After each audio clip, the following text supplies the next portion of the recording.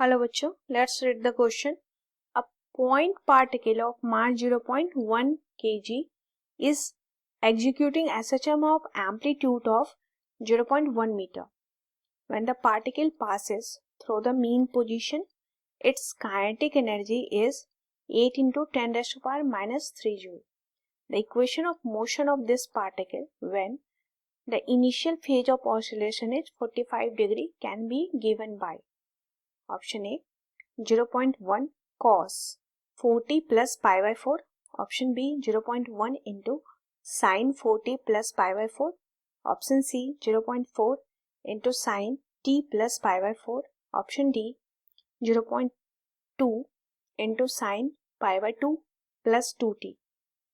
Now the key concept for this question is we have to write equation of SHM. उसके लिए कुछ values find out करनी होगी. सबसे पहले हम वो करेंगे और इक्वेशन ऑफ एसएचएम लिखेंगे. गिवन में है मास पार्टिकल का गिवन है दैट इज 0.1 kg. एम्पलीट्यूड भी गिवन है 0.1 मीटर. मीन पोजीशन पर काइनेटिक एनर्जी की वैल्यू गिवन है.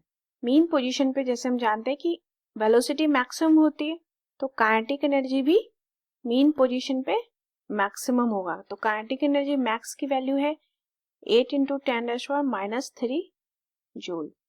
एंड फेज भी गिवन है दैट इज फाई की वैल्यू है 45 डिग्री.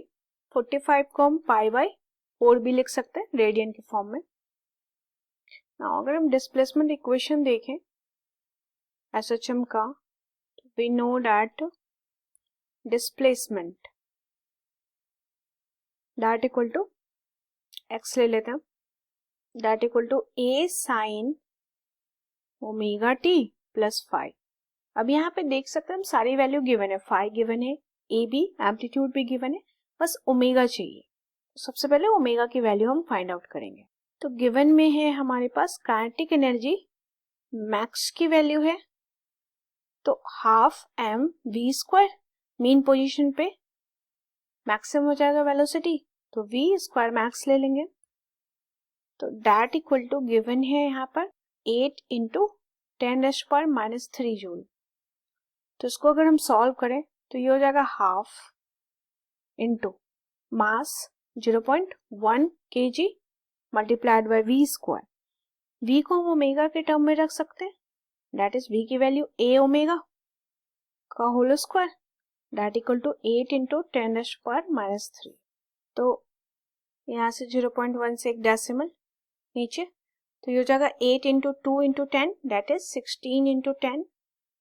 आगे अगर हम RHS में शिफ्ट कर देंगे तो एंड LHS में बचेगा a square into omega square. तो ए स्क्वायर ए ओमेगा का होल स्क्वायर है तो a square that is amplitude का स्क्वायर. एम्पलीट्यूड गिवन इन 0.1 का square into omega square that equal to 16 into 10 into 10 raise to power minus 3. Now यहाँ से omega की value solve कर लेंगे हम. तो omega square that equal to हो जाएगा 16 इंटू 10 पे power minus 2 divide by 0.1 into 0.1. यहाँ देख सकते हैं हम दैट इज 100. तो ये 100 into 10 raise to power minus 2 ये 1 ही हो जाएगा तो ये हो जाएगा 16. ओमेगा की वैल्यू आ जाएगी √16 that is 4 radian per second. Now अब हम इक्वेशन ऑफ एसएचएम इजिली लिख सकते हैं. Now equation of SHM becomes displacement that is x equal to a 0.1 given है sin omega t 4t. Omega की वैल्यू हम फाइंड आउट कर चुके हैं 4 radian per second. 40 plus phi is 45 या पाई बाय 4 लिख सकते हैं. तो ये हो गया हमारा इक्वेशन ऑफ डिस्प्लेसमेंट. ऑप्शन में देख लेते हैं. Option b that is 0.1 sine 40 plus pi by 4, that is the answer. Answer हो गया हमारा ऑप्शन बी। इस क्वेश्चन के लिए की कॉन्सेप्ट में हमने इक्वेशन ऑफ एसएचएम देखना है, that is x equal to a sine omega t plus 5। तो यहाँ पे सारी वैल्यूज गिवन है, सिर्फ ओमेगा की वैल्यू फाइंड आउट करनी है। ओमेगा की वैल्यू हम काइनेटिक एनर्जी मैक्स के हेल्प से फाइंड आउट कर लेंगे। तो ये वैल्यू आ जाएगी ओमेगा की, that is 4 radian per second.